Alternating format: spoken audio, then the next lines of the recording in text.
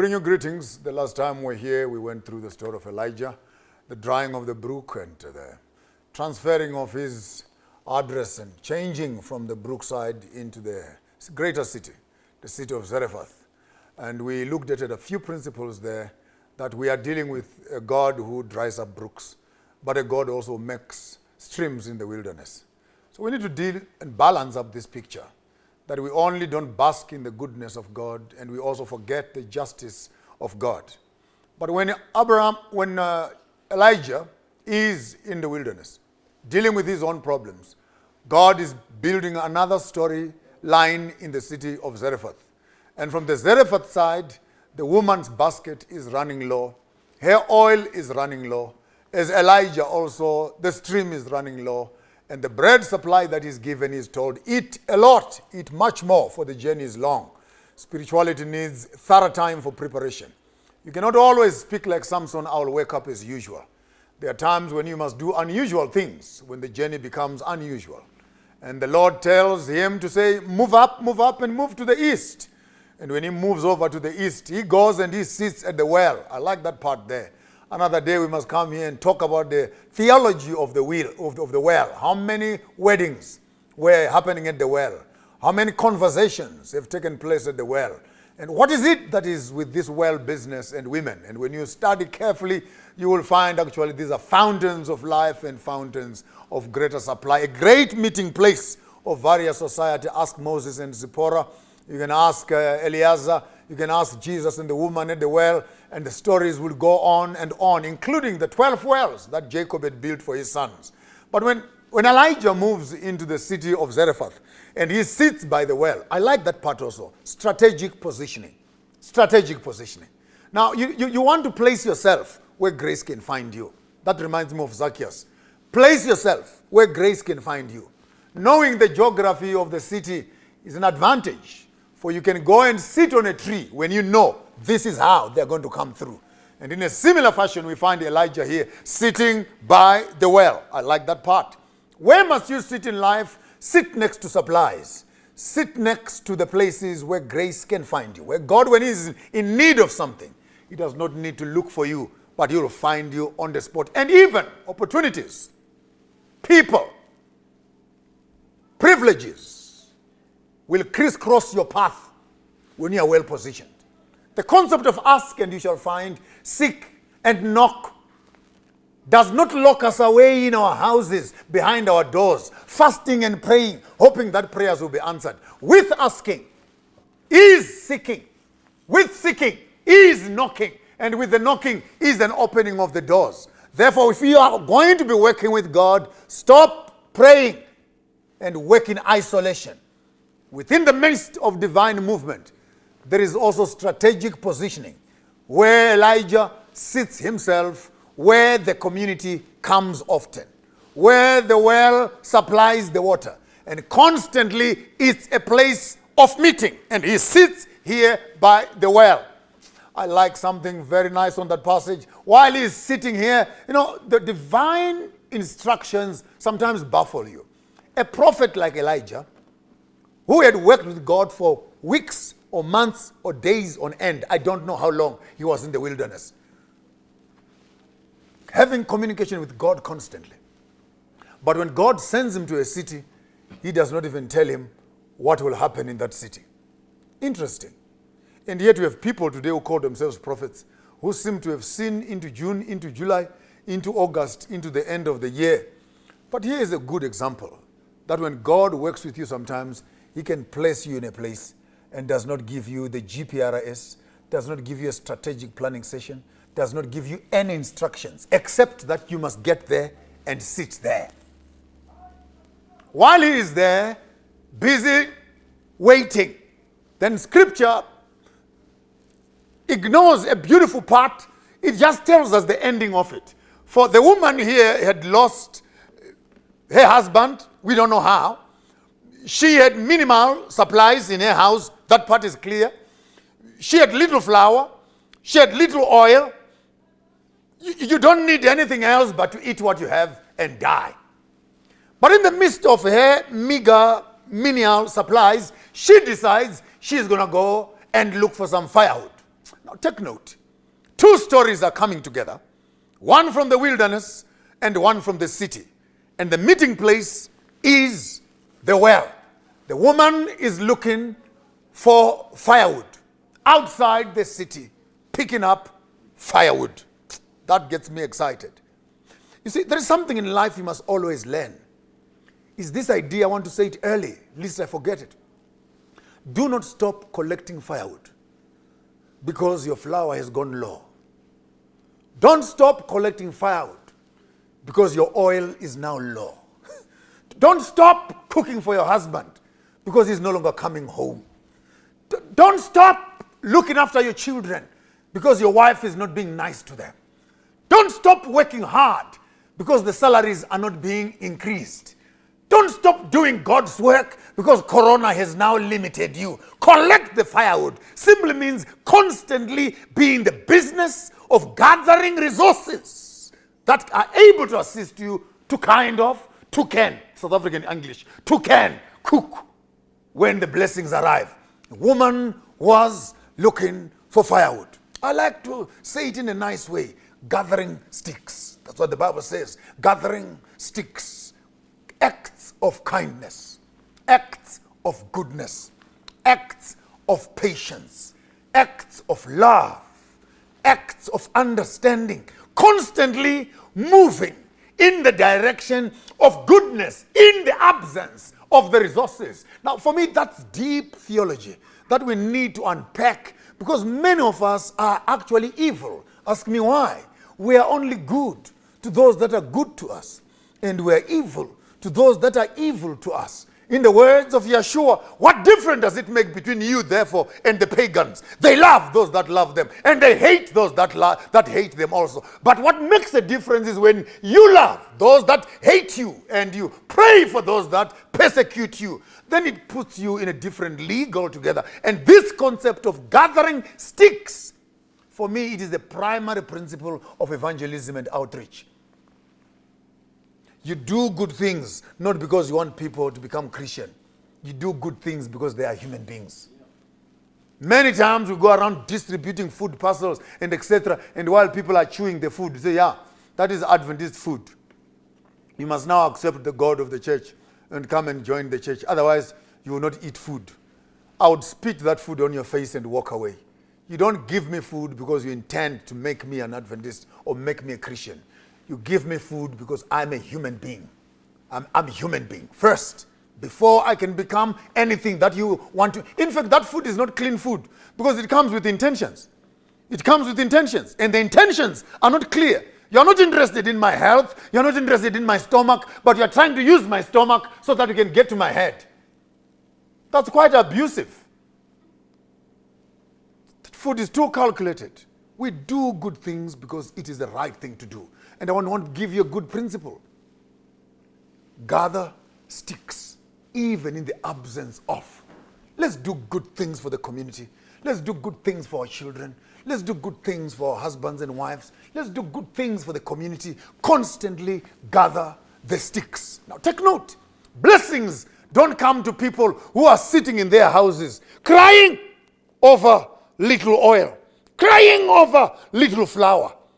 Prophets never find people who are sitting in the backs of their houses, moaning and whining over the death of their husbands and how they've lost everything. I'll just eat this and die. I love the attitude. Even when I am waiting to die, I would rather die looking for resources as if nothing has happened. And while she is gathering sticks, doing what was important to her. And one wonders, when you gather these sticks, what are you going to do with them? Because you don't have enough to cook with. No, even if I die with my son, at least I must have some firewood that is next to me, near me. Maybe for other uses, maybe something will happen. I don't know. I might even get tempted to build up some theology. That maybe she had faith enough that in the absence of her not being able to get more food, she would just use this firewood to warm herself up as she is waiting for death. But she had the resources with her. And now enjoy this part. When you are busy doing what is constructive, grace intercepts a conversation. There's a hopeless case that is coming here. And there's a man with a word, and they meet at the junction of need. There is something that Elijah has that the woman needs. There is something that the woman has which Elijah needs. And for me, what brings us together as human beings is need. Let me give you a philosophy that I run with. If you don't know what to do with me, don't hate me. I'm none of your business for the time being. When you know what I mean in your life, and you find my position, the role that I must play in your life, you will not find it anywhere else except you come here. So let me give you a good theology. Never insult, lacerate, lambast, downgrade other people, because divine grace has not made you all sufficient. There is stuff that which belongs to you, which he has placed in them, and relationships is the password to access those things. And many of us are in the business of messing up relationships because I don't believe like you, because I don't think like you, because I don't dress up like you, because I don't walk like you, because I don't like the music that you like. And you think that because I am not you after all, every time you deprive me an opportunity to be myself, you are depriving yourself an opportunity to experience me. There is stuff that is in me which belongs to you. And there is stuff that is in you that belongs to me. Therefore, you need to be kind with relationships, as they are the password of accessing those resources. Therefore, look around yourself and the relationships that you have, even the people that you think are the most useless. It's only that you don't know what is in them that belongs to you. So I've developed a very interesting attitude these days, where I actually believe that the world is conspiring for my success. Now that's me. I don't know about you. I think that the world is conspiring for my success. People have built up TV stations for me. People are making cars right now, waiting for me to come and drive them. People are putting up aeroplanes for me. The airports belong to me, because the whole world over is making resources and giving services which will make my life comfortable. And if I don't know what to do with those people, stop insulting and stop marginalizing people. The world works for, and if you not read the Bible, all things. Come on, one more time. All things, the good and the bad, they work together in partnership for your good. If you are called by the name of the Lord and you are appointed for a task such as this, therefore whether it is good things or it is bad things, come on. Hug everything with a smile. When you meet an enemy, pray for them. In fact, this one is a nice one. Your enemies, they need more prayers. Because sometimes when the Lord places you in their hands, your prayers will make them softer. So when you're praying for your enemies, you're actually praying for your own welfare. For there are times when you fall in the hands of your enemies, just pray for them, that they have enough food, they have enough happiness, they have enough everything. So that when you enter and you reach their hands, you will not be a problem to them. So pray for your enemies. And pray for those that persecute you. But your needs are found in other people. And other people also have what you need. I think this is where the Bible becomes interesting. Where do unto others what you want others to do unto you also. This creates for us a community. And I think only Africans can really understand this passage, because we believe in Ubuntu, living together. Umuntu, ngumuntu, ngabantu. You know, we belong together. You happy, me happy, we happy, community happy. We build up our communities based on these inter-social relationships, which must not be governed by simple tempers and misunderstandings that are found amongst us. On the same note, you tend to find out again that when Elijah sits on the well and the woman comes in by the well, Elijah looks at the woman and says to the woman, "Well, woman, please, can you go home and make me something to eat?" Take note again that divine grace does not count what we don't have. I like that part there. Grace does not calculate what we don't have. Grace always looks at what we have. Take note of that. Make me some bread to eat. The woman dances around, calculating her resources, weighing her stomach, her son's stomach, the prophet's stomach. And for sure, what Elijah is asking for, she has. But the problem is it's not enough for her strategy and for her plan and for her agenda. In her mind, she has her son and herself and the last meal that she has been reciting all along while she's collecting this wood. And the prophet comes around and says, actually, that's what you must give me to eat. To which she's honest. I like that part. She's honest. I don't have enough for all of us. All I have is for me and my son. And after we eat this, we are done. Let me teach you a principle of tithing right there. For some of you who are struggling with tithe. There's a verse that says, I'm the Alpha and I'm the Omega. When we do the tithing concept, we've been taught as a church only to tithe on the Alpha when everything is there. Let me give you a secret. When you look into your account and it had 15,000, you look again, now it is 4.5. You look a few days later, now it is 1.2. You look again another day, now there's 80 rand left. And you know, that's all you have, and that's the last one that you have. Either way, it's game over. Here is a secret. How about taking the last one that you have, put it in an envelope, and report to Grace that the Omega is what I have put in an envelope. See the miracle of what will happen. Because every time you throw it over, you are reporting as to what has remained. And this woman used the Omega principle. When the last that you have is what you give, to access the more that you must receive. And many of us will be broke even when you are remaining with 50 rand. And there's nothing more you can do. You are still going to get poor anyway. You may as well. You may as well just take the last thing that you have and hand it over into the arms of grace. Is this not the theology? Little becomes much. We talk about the Alpha when you still have much. Who has spoken about giving the little? The woman of Zarephath gives us the Omega, the last that she has.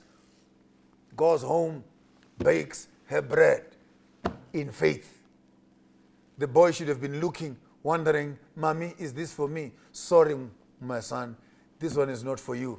There's a stranger at the gate. Now, this story becomes complicated. And I also have a problem with God on this particular one. Because what type of an adult, an old grown man with a beard, would be eating eating food that belongs to children? I mean, who eats a baby's child in the name of look after me first? But the principle is strong. Sometimes we must prioritize our relationship with God to such an extent that we can sacrifice the least of ourselves for the much of the instructions that are given. Give it to me. I will eat first. You missed that part at the beginning. I will eat. I will eat first. And then you will go home and make for your son and for yourself. Did you hear that part? In other words, the prophet does not mix words. In the midst of that, he puts some interesting nuances. No. It's not about you not eating. I'm just saying, make for me first. I like that part there. Do mine first. Because then the story then unfolds in a good way.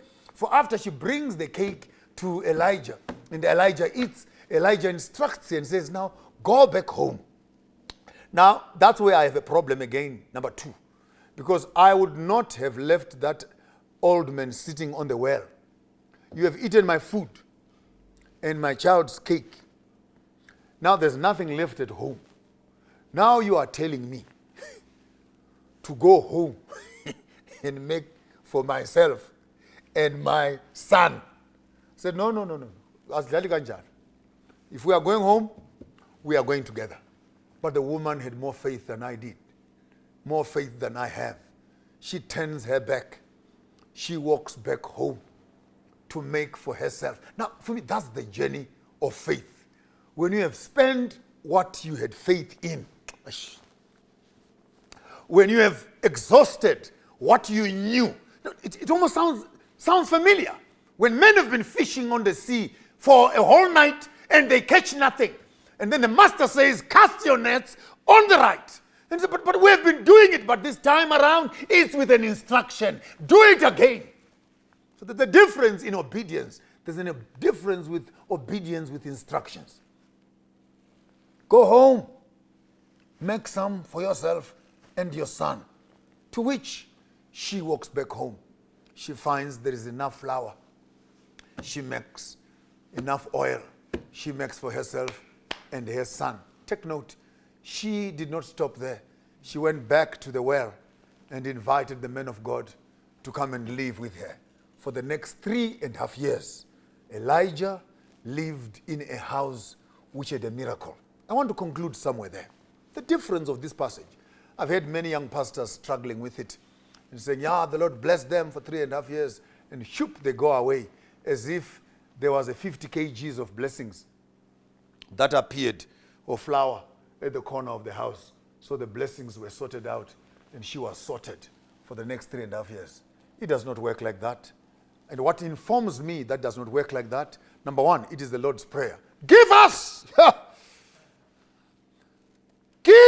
this day our daily bread. Just when you want to confirm on that, the services of the temple, the bread was new every morning. Now, did you not hear David sing about it? But his mercies are new every morning. What does it mean, therefore? Every time she wanted to cook, there was enough for them to cook. First time, let's work on the passage nicely. First time, there was enough for one man. Second time, there was enough for 2 people, you and your son.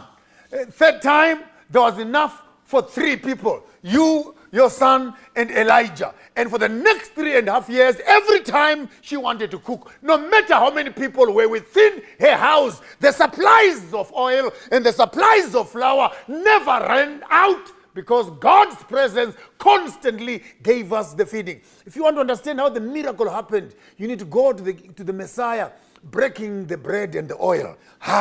That is now in the New Testament now, when Jesus is breaking the bread. Remember, the bread is the mixture of the oil and the flour, and he's breaking the oil and he's breaking the flour. And you're looking into his hands, it's just 5 loaves and 3 fishes. But the more he's breaking, the more it is multiplying. Come on, here's some grace out there. God multiplies by dividing.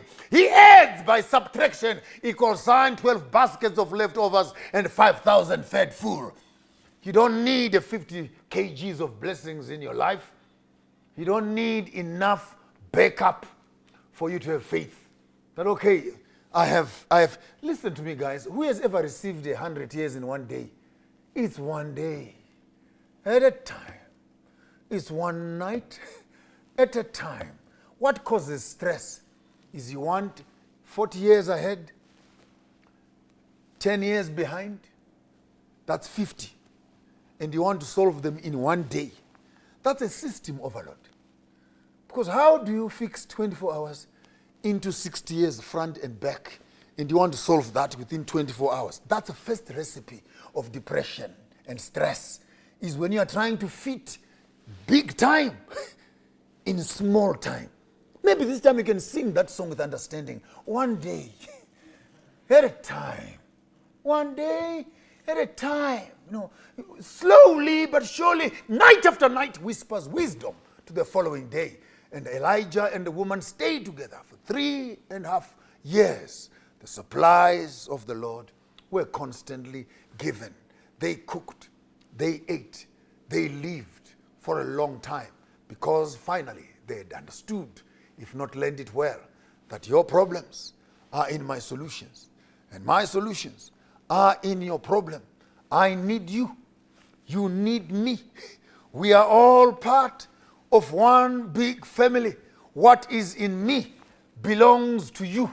What is in you belongs to me. Can we learn some sharing? White men and black men. White men, you need the black men. Black men, you need the white men. Finding each other is a recipe for life. You will starve by the well, thinking you have the word of God. You will starve in your own house, thinking you don't need wood. Collect the sticks in your homes. Collect the sticks in your workplaces. Collect the sticks in your communities. Prepare for the blessings, so that when the flour is finally given to you in the evening, you don't look for firewood in the dark. You may end up bringing some snakes into the house. Have the resources necessary to support, to assist you, to cook the meals when the Lord has blessed you. I like that part there. Stop praying for a car, when you don't have a license. Come on, collect the wood. Hello, somebody out there. Collect the wood. If God blesses you with a car and you don't have a license, you are a nuisance. It will kill you and kill other children also. I said collect the woods. While you're waiting for promotion, come on, collect the woods. Do some studying out there. Do some extra learning. Sharpen up your skills. Is someone with me out there? While you are waiting to get married, come on, start some ironing and be whistling while you're ironing. Fix up some jackets. Learn how to polish some shoes. Come on, some young men out there, start learning how to make some gardens. I'm saying collect some sticks while you're waiting for the blessings to happen. Don't sit around and fold your arms, waiting for the doors of blessings to come through, waiting for a breakthrough. A breakthrough is nothing without firewood on standby. May the Lord of grace give you strength while you're collecting these sticks, preparing for your miracles to happen. Our Father which art in heaven, hallowed be thy name. Thy kingdom come. Thy will be done on earth as it is in heaven. Give us this day our daily bread. Forgive us our trespasses, as we forgive those who trespass against us. Lead us not into temptation. Deliver us from evil. For thine is the kingdom, the power, and the glory, forever and ever. Amen.